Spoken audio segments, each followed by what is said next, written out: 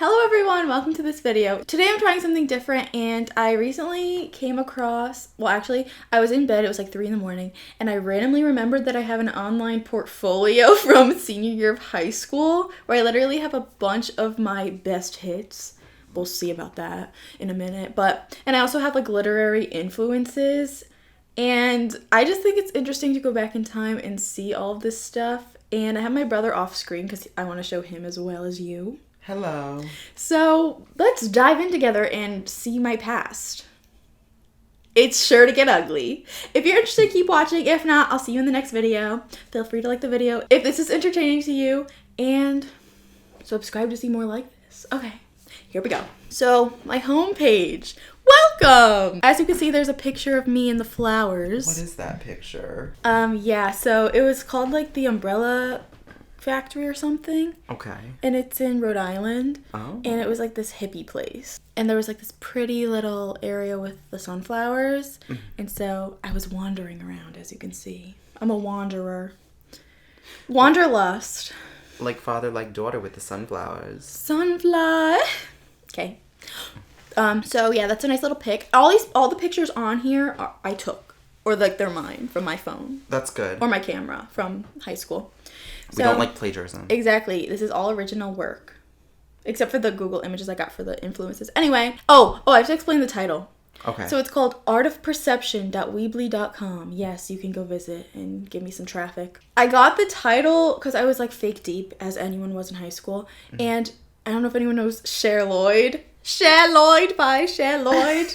I'm gonna sing Cher Lloyd by Cher Lloyd. But I used to listen to her. But her album, I forget her album, what it was called, but one of the songs, she said, the art of perception. And so I was like, artofperception.weebly.com. Thanks, Cher. She inspired so many iconic events in history. Is she the one? It's in his DNA. That's Little Mix! Oh. So, it includes writing that has inspired me, pieces I've written, and basic literary elements. As you can tell, it's for school. So we had to put, like, literary elements, which is, like, my worst section. Anyway, about me, let's learn about the author. My name is Carly, and I'm a senior creative writer at Hollywood Arts High School. My favorite things to do are write, read, spend time with friends, and listen to music. I still do that. Notice how you didn't say family. You were... Over my 4 years of high school, I've discovered that my favorite genre is fiction. Is that even a genre? Yeah.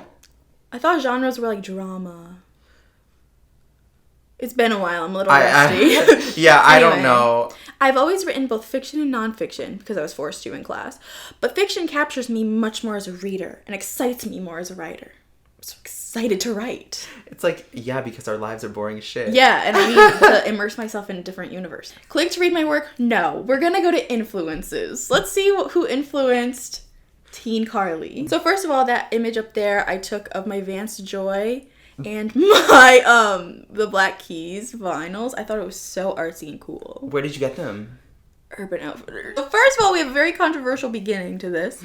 Skins is not school appropriate, let me just say, but for some reason I still was like, you know what, it influenced me as a teen. It inspired me to start smoking weed. So obviously it influenced my life, so I had to mention it, and my teacher didn't say anything about it, so I said, Skins is a TV show from the UK that involves teenage drama, such as drugs, smoking, death, pregnancy, abuse, sex, lust, and mental illness in it. Why the fuck did they let me keep this up on my portfolio? You had to share your truth. Let's see how it inspired me. This show inspired me to write about the difficulties that some people face in day-to-day life. I've never written about difficulties people had. I just wrote about my feelings. Typically, I'd either write about myself. You did. Why? She's a liar. And my own experiences or stories about people being happily ever after. But after watching Skins, even though it's fictional, it really shows you that everyone goes through tough times and not everything is rainbows and sunshine. I think I got that from, what's that song? It's not always rainbows and butterflies, it's compromise. But I didn't want to directly plagiarize. The movie The Perks of Being a Wallflower, notice how I didn't say the book, based on the book by Steven Chbosky, is about a mentally scarred freshman describing his first year at high school and all of the relationships and drama that he experienced throughout the year. Queen of summarizing. This movie made me think about life. Wow, cool. And how most people live it. Okay. So specific. Before watching this movie, I would constantly observe the way people were living and question it, thinking that I was strange for doing so. Wow, so deep. But after watching this movie, it made me feel less alone. I was not emotionally scarred, but okay. And it showed me that I can't be the only one who has a mindset like the main character, Charlie. Like, what does that even mean? The Person Being Wallflower inspired me to write about people who analyze things and to also write about my own sort of philosophy when it comes to my life. That said a whole bunch of nothing. I didn't even say, like, what his mindset is like or what he thinks about and what is my philosophy. Socrates is quirk. The Giver by blah, blah, blah. Lois Lowry. How did this inspire me? This book inspired me to be more creative in my fiction writing. I'm in creative writing, but I wasn't already being creative.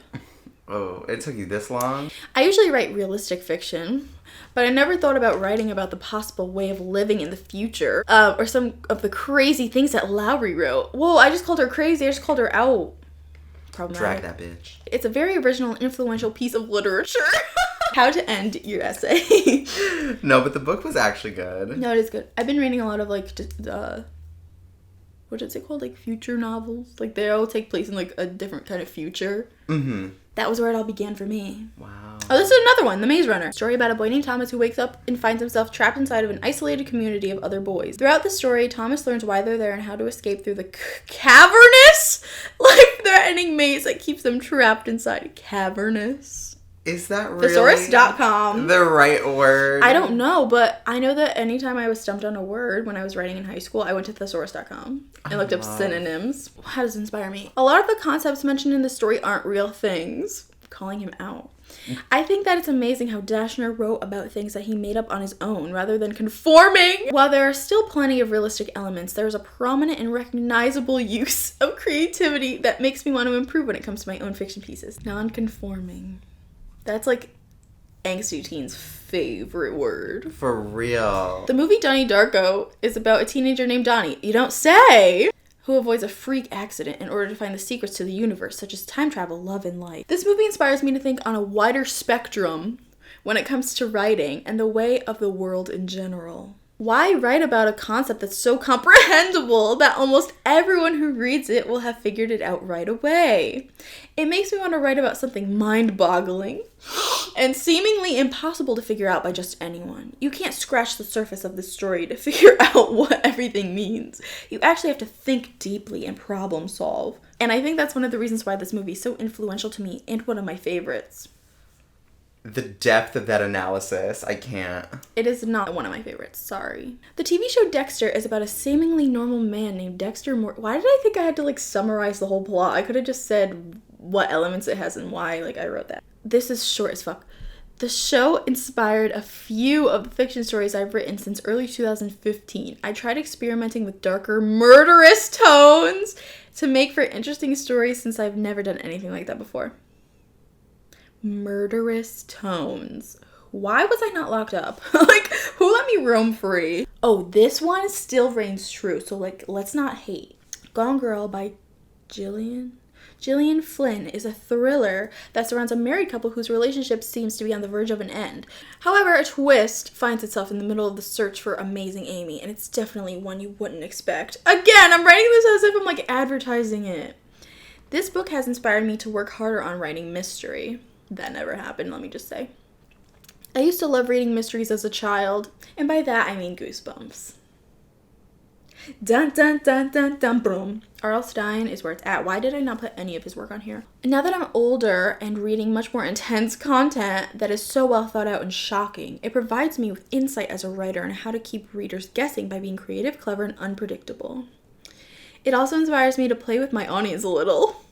That's so weird. I'm sorry if anything changed. I had to free up space in my memory card. Anyway, while the twist in Gone Girl is pretty much a big reveal, it's also something that I didn't even consider while reading the story, which I find is both obvious. Okay, you said you didn't figure it out, so how is it obvious? And smart of the author at the same time. Okay. Oh, this one's actually funny. Speaking of twists, you're not going to expect this, so listen up. The novel In a Dark, Dark Wood by Ruth Ware influenced me on how not to write a story. I'm calling her out. I'm coming for her. Reading the reviews and previews of the book, I was very excited to begin reading. However, from the first time I picked it up to the last time I put it down, this book made me angry as a writer and storyteller. Okay, like, I could do better. The book inspired me to write a better book. Ever since I finished reading, I've been trying to improve my writing and storytelling as best as I possibly can. I don't want to be in competition with a book I didn't even enjoy. What does that even mean? It just made me want to be better myself. I feel as though it is important to be inspired both negatively and positively in order to improve. You know what? I agree with that sentiment, but you did not have to come at her like that. We're going to skip elements because that was just for school purposes. Fiction. Oh, God. So this picture at the top here, I took in Little Italy in New York City. Oh. We went to go eat at a nice restaurant, and I thought it looked cute. That is pretty. So I have, like, I'm not going to read them, but this is my fiction. I wrote, like, a short story. This story wasn't even assigned. I just did it, and kids in my class loved it for some reason. This one was personal.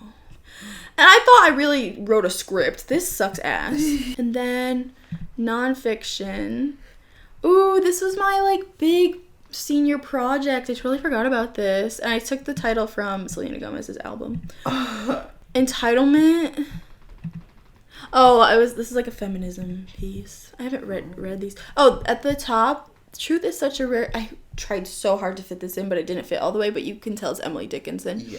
Truth is such a rare thing. It is delightful to tell it. Emily Dickinson. That's from a book that I have. I don't remember what the heck book it was. I think it was, like, a creative writing book. But basically, I took this picture because I was having, like, a relationship problem, and I was, like, backhandedly being like, just tell the truth. Wow, shade queen. Yeah. Then poetry, I'm telling you right now. Poetry was not my forte, and it never will be. I'm just not good at it. I don't have the depth. I don't have the brains, okay? But we were, like, forced to do poetry class, and, like, I came up with this little silly, like... about the moon and the sun, like, being in love or something. I don't fucking know, man. But the picture... I remember that. Oh, that was good. Thank you.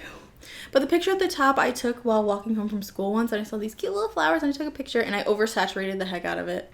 And the top just says Carly B. Wow. So intriguing. You stayed on brand, though, over the years. I did. Carly B. I just added a few E's. That's really it. Yeah, that is really all that I have because that was my entire portfolio. I wasn't gonna, like, read the writing, like, that's embarrassing. But, like, if you want to go check it out, like, feel free. I already said the whole URL. Maybe you could do a part 2 where, like, you read a couple select pieces dramatically and just, like, roast yourself. Well, these were, like, my good ones. So maybe I'll do a video where I read, like, my horribly bad, like, that I thought were, like, so deep at the time, but were, like, corny as heck. Ooh. So let me know if you want that. I'll probably do it anyway, even if nobody does. I want that. He wants it. Do you want it? Let me know. Who cares what they want? I'm your brother. Let me know what you thought of this video, what you think of my teen angst, what you think of this website, and let me know if I should do something similar to this in the future. Thank you so much for watching, and I'll see you next time. Bye! Bye!